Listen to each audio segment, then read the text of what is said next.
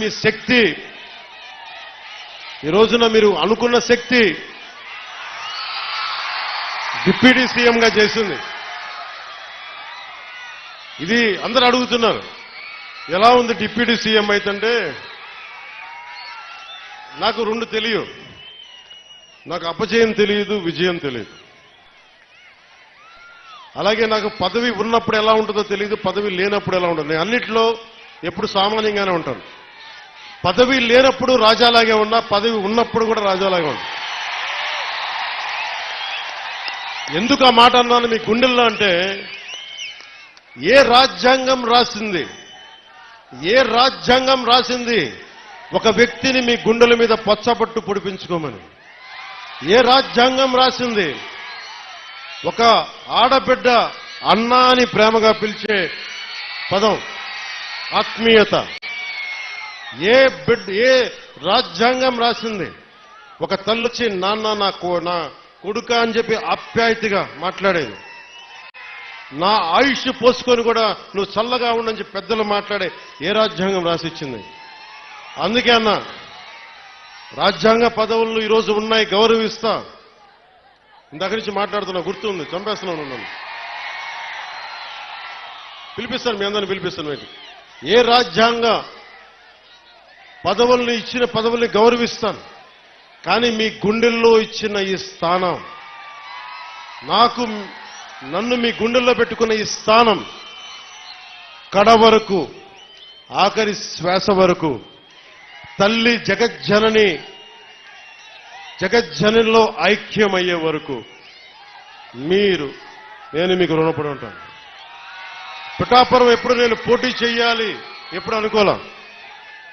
నేను దత్తాత్రేయుడు ఆరాధించేవాడిని, దత్తాత్రేయ పరంపరలో ఆరాధించేవాడిని.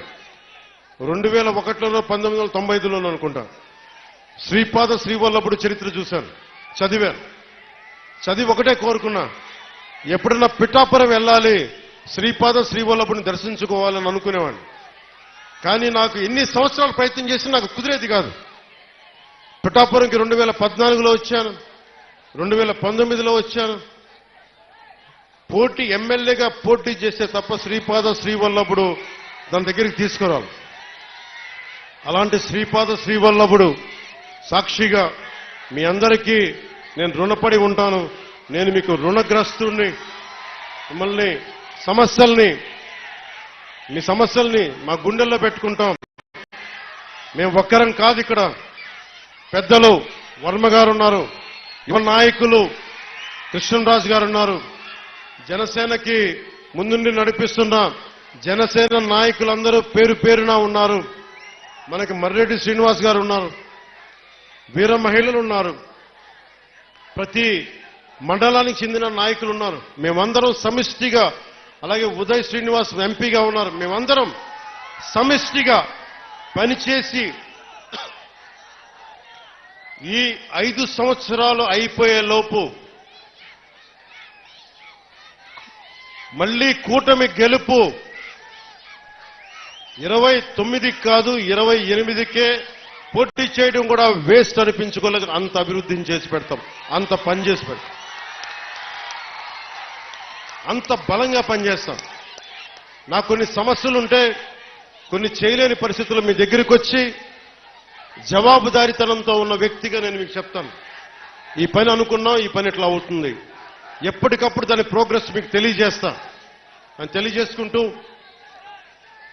నాకు విద్య, వైద్యం, ఉపాధి, సాగునీరు, తాగునీరు ఈ సమస్యలన్నింటికీ చాలా క్రమబద్ధమైన విధానాలతో ఒక ప్రణాళిక రూపొందించాం, దాన్ని ముందుకు తీసుకెళ్తామని తెలియజేసుకుంటూ, పిఠాపురంలో మీకు చెప్పాను ఇందాకే, సాయంత్రం రిజిస్టర్ చేశాను ల్యాండ్ అని. త్వరలోనే అక్కడ నా ఇల్లే కడతాను, ఆఫీస్ కూడా కడతాను, క్యాంప్ ఆఫీస్ ఇక్కడ కడతాను. 1 ఎకరం స్థలం, 1 ఎకరం 2 ఎకరాల స్థలం పార్టీ ఆఫీస్. ఈరోజు నాకు బాధగా ఉంది, రోడ్ల మీద ఉండిపోతా ఉన్నారు. జనసేన ఆఫీస్కి రావాలి అంటే ముందు వాకిలి తెరిచి ఉండాలి. అందుకే నాకు 2 ఎకరాల స్థలం పెట్టండి, ఎవరు వచ్చినా ముందుకు రావాలి. ఇలా ఉండాలి కనీసం. మా హక్కు ఇది జనసేన ఆఫీసు. చిన్న ఆఫీసులు అయిపోతే ఏమనిపిస్తుంది, దూరం నుంచి ఉంటారు. ఇంత ప్రేమగా వచ్చిన మీకు గేట్లు తెరిచి జనసేన మిమ్మల్ని వచ్చి రా అని చెప్పేలాగే 1 ఎకరం 2 ఎకరాల స్థలం మీరు వచ్చి సాయంత్రాలు కూర్చున్నా నాకు ఇబ్బంది లేదు, మాట్లాడుకునే ఇబ్బంది లేదు, ఇలా రోజు మాట్లాడుకునే నాకు ఇబ్బంది లేదు. అలాగే చాలా మంది పిటిషన్స్తో వస్తా ఉన్నారు. ఈరోజు ఒక 5 మందిని నేను అపాయింట్ చేశాను ఇక్కడి నుంచి రాకముందే. వారి చేత పిటిషన్లు తీసుకుంటా ఉన్నా. ప్రయారిటీ ఒకటే చెప్పాను, ఎవరైనా సరే మెడికల్ సంబంధించిన సమస్యలు వస్తే దాని ప్రయారిటీ తీసుకోండి. అలాగే లా అండ్ ఆర్డర్ సమస్య, ఏమైనా కిడ్నాపింగ్లు జరిగినా దాడులు జరిగినా అది ప్రయారిటీ తీసుకోండి. అలాగే విద్యార్థులకి ఏదన్నా కష్టాలు ఏదైనా విద్యకు సంబంధించి ఉంటే అది ప్రయారిటీ తీసుకోండి. అలాగే యువతకి ఉపాధి అవకాశాలంటే ప్రభుత్వ ఉద్యోగాలు వచ్చే లోపు మన మద్దతుదారులు, మన తెలుగుదేశం నాయకులు ఉన్నారు, తెలుగుదేశం పార్టీ మద్దతుదారులు ఉన్నారు, కృష్ణరాజు గారు ఉన్నారు, వర్మ గారు ఉన్నారు. ఇవన్నీ కాకుండా కూటమికి నిలబడ్డ చాలా మంది పెద్దలు ఉన్నారు. వారందరి కంపెనీల్లో జాబ్ మేళా ఇక్కడే పెట్టుకుందాం. వారిని పిలిపిస్తాను. మన ఉదయ్ శ్రీనివాస్ ఉన్నారు. చాలా మంది ఢిల్లీ నుంచి పిలిపించి జనసేన ఆఫీస్లో యువతకి మీకు స్కిల్ ఉంటే వచ్చి మీరు జాబ్ మేళా ఇక్కడే పెడతారు. మీరు వచ్చి మీ సమర్థత ప్రతిభని బట్టి మీరు ఉద్యోగాలు ఇక్కడే సెలెక్ట్ అయ్యేలాగా, మీరు ఎన్నుకోబోయేలాగా బాధ్యత కూడా తీసుకుంటాం ప్రభుత్వ ఉద్యోగాలు వచ్చే లోపు.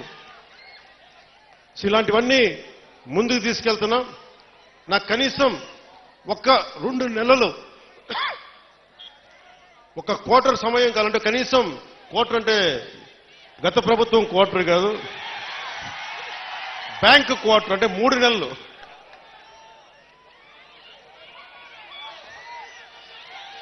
ఆ మందు ఇంకా అమ్ముతున్నారా వాళ్ళు? ఇంకా అమ్ముతున్నారు. అబ్కారీ శాఖ మంత్రి కొల్లు రవీంద్రబాబు గారిని అడగలిగిన పరిస్థితి. ఇంకా వాళ్ళు మందు అమ్ముతున్నట్టున్నారు కదా. ఇంకా అంటే మరి ఏదో కొత్త మధ్య విధానం తీసుకొచ్చే వరకు తప్పదు అనుకుంటాం. దొరకట్లేదండి. సరే, ఈ లోపు దయచేసి ఎవరన్నా తాగాలని మైండ్ సెట్తో ఉంటే దయచేసి దాన్ని ఆరోగ్యాలు కాపాడుకొని తాకండి. అదొకటి నా విన్నపం. అలాగే మీకు అందుబాటులో ఉండేలాగా నేను నిరంతరం రావడానికి లేదు. ఒకేసారి నా మీద అందరం మీద పడిపోతే కష్టమైపోతుంది. అందుకని కొంచెం పెద్ద స్థలమే తీసుకున్నాను. మీరు రాకపోకలకి ఇబ్బంది లేకుండా ఉండేలాగా భారతదేశం మొత్తం జనసేన 21 సీట్లు గెలిస్తే భారతదేశం అంతా ఎలా చూసిందో పిఠాపురం